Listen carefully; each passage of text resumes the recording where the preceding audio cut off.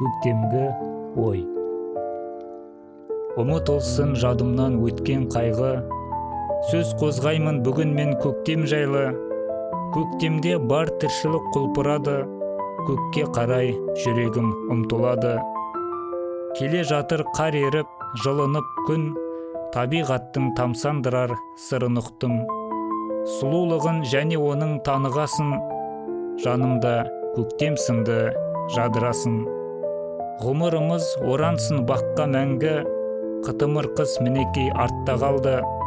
Bir жарса татулықтың жарқын гүлі, жоғалар көңілдің де салқындығы. Бетті тосып көктемнің самалына, жиналмасын қайғымың жанарыма. Аспанымыз әрдайым ашық болсын, табиғатқа адамзат ғашық болсын.